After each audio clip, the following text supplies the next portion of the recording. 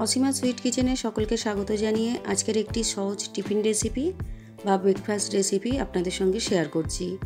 এই রেসিপিটা খুব অল্প সময়ের মধ্যে বানিয়ে বাচ্চাদের স্কুলে টিফিনে দেওয়া যায় বা বড়রা অফিসে গেলে তাদেরও এই রেসিপিটা বানিয়ে দেওয়া যায়। সময় কিন্তু খুবই কম লাগে আর খুব হেলদি একটা রেসিপি। রেসিপিটা বানানোর জন্য ভিজিয়ে রাখা সয়াবিন নিয়েছি, ছোট করে কেটে রাখা ক্যাপসিকাম নিয়েছি টমেটোও ছোট করে কেটে রেখেছি। এখানে পেঁয়াজ দেখুন, একটা বড় সাইজের পেঁয়াজ এরকমভাবে কেটে রেখেছি। গাজরগুলোকে এরকম ছোট ছোট করে কেটে নিয়েছি। আর কিছু বিনস নিয়েছি, দেখুন একদম ছোট করে কেটে। একটু ছোট করে কাটলে সিদ্ধ তাড়াতাড়ি হবে। কিছু রসুন এরকম গ্রেট করে নিয়েছি কাঁচা লঙ্কা আর নিয়েছি ধনেপাতা। আমার হাতের সামনে যেটুকু সবজি ছিল সেই সবজিটা দিয়েছি। আপনারা আপনাদের পছন্দ মতো সবজি অ্যাড করে নিতে পারেন। আসুন দেখে নেওয়া যাক আজকের এই রেসিপিটা। প্রথমে কড়া গরম করে অল্প একটু সর্ষে তেল দিয়ে তেলটাও গরম করে নিয়েছি। এবার এর মধ্যে হাফ চামচ গোটা জিরে দিয়ে দিয়েছি।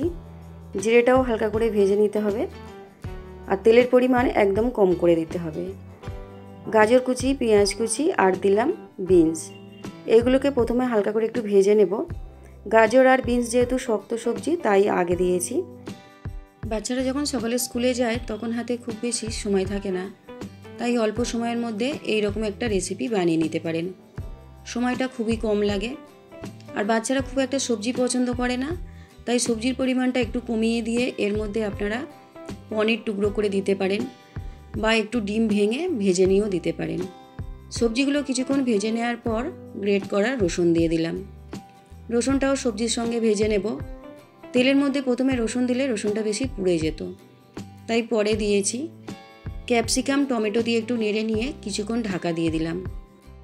এই সবজির মধ্যে বিনস গাজর আছে আর বিনস গাজর একটু শক্ত সবজি, সিদ্ধ হওয়ার জন্য 2-3 বার আমি ঢাকা দিয়েছিলাম। সবজি ভালো করে সিদ্ধ হয়ে যাওয়ার পর ভিজিয়ে রাখা সয়াবিন দিয়ে দিলাম, অল্প করে একটু হলুদ গুঁড়ো দিলাম। এবার ভালো করে মিশিয়ে নেব। সয়াবিনটা দেওয়ার পরও একটু ভেজে নিতে হবে। এই সবজিগুলো ভাজার সময় অবশ্যই গ্যাসের ফ্লেমটা মিডিয়ামে রাখবেন, নাহলে সবজিগুলো পুড়ে গেলে ভালো লাগবে না। 2টো কাঁচা লঙ্কা ছোট করে কেটে রেখেছিলাম, এর মধ্যে দিয়ে ভালো করে মিশিয়ে নিচ্ছি। খুব সহজভাবে আর অল্প সময়ের মধ্যে রেসিপিটা আজকের আমি বানাচ্ছি। আজ আমার এই রেসিপিটা যদি আপনাদের একটু ভালো লেগে থাকে বাড়িতে অবশ্যই একবার বানিয়ে নেবেন আর আত্মীয় স্বজনের মাঝে শেয়ার করে দেবেন। স্বাদ মতো লবণ দিয়ে সবজির সঙ্গে ভালো করে মিশিয়ে নিতে হবে। সবজিগুলো 2-3 মিনিট সময় নিয়ে একটু হালকা লাল করে ভেজে নেবেন, তাহলে খেতে বেশ ভালো লাগবে। এবার দেখুন 1 বাটি ভাত নিয়েছি। এই ভাতটা সবজির মধ্যে দিয়ে ভালো করে মিশিয়ে নিতে হবে। প্রত্যেক দিন যে চালের ভাত বাড়িতে খাওয়া হয় সেই ভাত আমি নিয়েছি।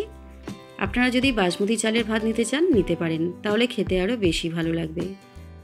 সবজির মধ্যে আগে অল্প করে লবণ দিয়েছিলাম, আবার কিছুটা লবণ আর কিছুটা গোলমরিচ গুঁড়ো দিয়ে ভালো করে মিশিয়ে নিচ্ছি। আমি এখানে কালো গোলমরিচ গুঁড়ো দিয়েছি, আপনারা চাইলে সাদা গোলমরিচ গুঁড়োও দিতে পারেন। খুব ভালো করে মিশিয়ে নিতে হবে যাতে সমস্ত সবজি আর ভাত ভালো করে একসঙ্গে মিশে যায়। এবার ওপর থেকে কিছুটা ধনেপাতা ছোট করে কেটে রেখেছিলাম সেগুলো ছড়িয়ে দিলাম আর ভালো করে নেড়ে চেড়ে নেব। এই রান্নার মধ্যে আমি একটুও ঘি দিলাম না, তবে ঘি দিলে বেশি ভালো লাগতো খেতে। আপনারা যদি ঘি খেতে পছন্দ করেন অবশ্যই একটু ঘি দিয়ে মিশিয়ে নেবেন, অর্থাৎ ঘি দিয়ে এই রান্নাটা করে নেবেন, তাহলে বেশি ভালো হবে। রেসিপিটা আমার রান্না হয়ে গেছে, একটু ঠান্ডা করে নেওয়ার পর প্লেটে সার্ভ করে নিচ্ছি। খাবারটা আমি টিফিন বক্সে ভরে দেখালাম না। আপনারা যদি বাচ্চাদের বা বড়দের টিফিনে এই খাবারটা দেন অবশ্যই একটু ঠান্ডা করে নিয়ে তারপর টিফিন বক্সে ভরে দেবেন। গরম অবস্থায় দিলে দেখবেন খাবারটা একটু জল জল হয়ে যায়, খেতে একদমই ভালো লাগবে না। খুব সহজভাবে আর অল্প সময়ের মধ্যে হেলদি একটা রেসিপি আপনাদের সঙ্গে আজকের আমি শেয়ার করলাম। আজ আমি যে রেসিপিটা আপনাদের সঙ্গে শেয়ার করলাম রেসিপিটা অবশ্যই একবার বাড়িতে বানিয়ে নেবেন, দেখবেন বেশ ভালো লাগবে। আর এই রেসিপিটা কেমন লাগলো অবশ্যই কমেন্ট করে জানাবেন আর আত্মীয় স্বজনের মাঝে প্রচুর প্রচুর শেয়ার করে দেবেন। আমার চ্যানেলের নতুন বন্ধু হয়ে থাকলে চ্যানেলটিকে সাবস্ক্রাইব করে পাশে থাকা বেল আইকনটি প্রেস করে রাখবেন, তাহলে আমি যখনই নতুন নতুন রেসিপি শেয়ার করব সবার আগে আপনার কাছে পৌঁছে যাবে। আজ আমি ভিডিওটা এখানেই শেষ করছি। আপনারা সকলে সুস্থ থাকবেন আর বাড়ির সকলকে ভালো রাখবেন।